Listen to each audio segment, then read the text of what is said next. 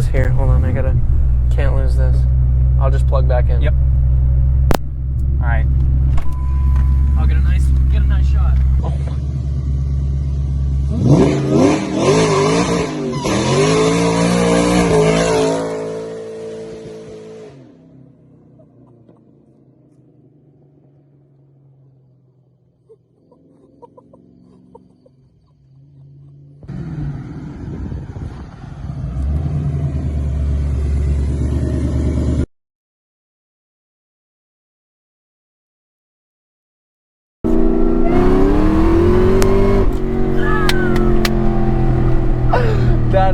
That is, I'm speechless. That is like nothing else.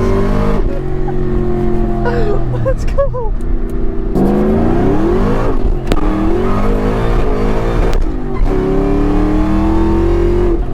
See ya.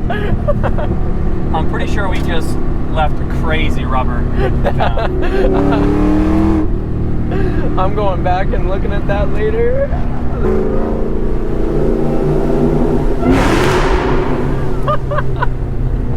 Oh, we gotta make sure we beat the van. See ya.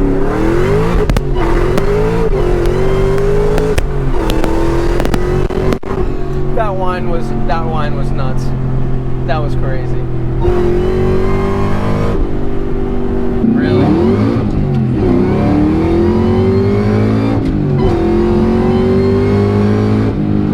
Sure. That was sick. That was sick. That was so rowdy. That was so sick. Dude, this thing hit 60 so fast, because I think when we hit like 62 right there. Yeah, 60. Yeah, that was like 63. Dude, 60. So we were speeding a little bit. No, only 5 over. Yeah, we were under 5 over. Under 5 over, honestly. Yeah. What do you think of the exhaust? Do you think it sounds good? I mean, it's great. Like the cruising sound, it's perfect. There's barely any drone when you're not. No on drone, it. no It's drone, perfect. and I wish we could race that bike. There's no drone, and it's not pulling me over loud right now. Yeah, no, it's great. But if we do this, it can be if you want it to be.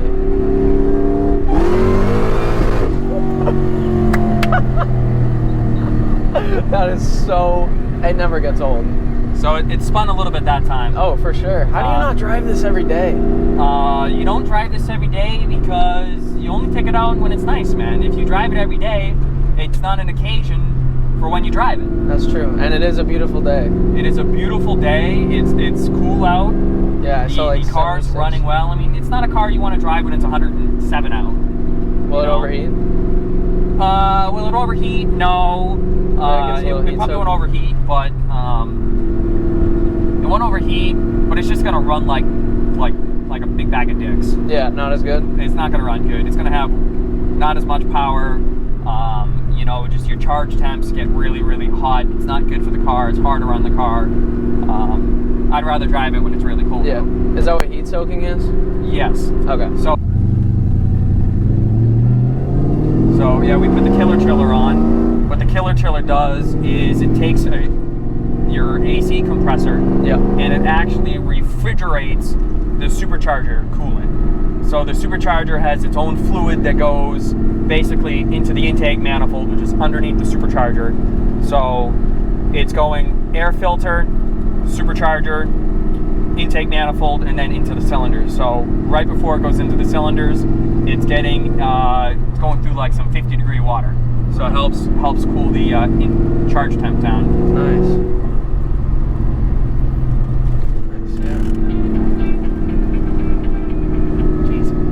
My phone's never gone off so much in my life. You know how it is. Anything that can go wrong will go wrong. Yeah, well, let's not say that. Yeah, the things that don't matter. Yeah. All right, so this is exactly what I would do. Like if I just had 10 grand or something, I'd just get a Mustang, like a 3-valve to thrash. So, I had a 3-valve. It was my first Mustang. I had intake, tune, deleted the cats in the Ford Racing hot rod cams, and it ended up making 311 wheel. Yeah. I probably had like 700 passes at the dragway. Like I think I had my drag strip passes from New England Dragway like this thick. Look how much paper. And that thing was a beast. It trapped about 107. So I mean, this car is now making nearly 2.5 times the power that car makes. Yeah. Usually, if you don't build that motor on that, I think the limit is about like 425 to 450 wheel. It's the rods that are not forged; they're like powdered metal. So you end up throwing a rod out the block. Where this block, it's an iron block with manually forged rods. They're not actually made by Ford. Yeah. The engine is essentially pre-built from Ford. Okay. Yeah. So you can handle a lot more. Like you said, this is a stock bottom end, right? We're on the stock bottom end in this car, and we made up to 930. So the tune's pretty safe in this. I mean, I've had the same tuner for years, and I trust that guy more than anything. But I mean, eventually something will happen, and I've accepted that. Yeah. But it's actually safer on the race tune with that race gas, because it is essentially impossible to detonate on that. Where this, I mean, it could. So like an engine is basically a big air pump. So the faster you can put air into the cylinders, the more power you're going to make, because the more fuel you could put in the cylinder, the bigger the bang. But you got to have just the right ratio of air to fuel to make a lot of power, to make good power. You can't just put more and more fuel in the cylinders and expect it to make more power. That's just not how it works. Yeah. So that's basically what Boost is doing. The Supercharger is taking this much air and compressing it down, and then shoving it in the cylinders. That's the rudimentary explanation of a Supercharger. And the reason why it's immediate is because it's driven by the accessory belt, so the Supercharger is always spinning, ready to compress the air, where a turbo is taking spent exhaust gases and then reutilizing it, spinning the turbo up, and then again compressing the air to put them in the cylinders. So with heat soak, when the air is hot, it expands and the air is less dense. So it's just less air volume, and that's why you make less power. Yeah, that makes sense. And it's more dangerous because you can have detonation. Yeah. And if you get detonation, you're gonna blow your shit up. And you don't have knock sensors. There is no knock sensor in this car, which it actually came from Ford with no knock sensor. I remember you telling me about that. All right, so how was your first ride? That was awesome, indescribable. That was a lot of fun. That was too much fun. Makes you smile every time. We're gonna have to do it again once we put it on race gas. All right, Sure. So here you go.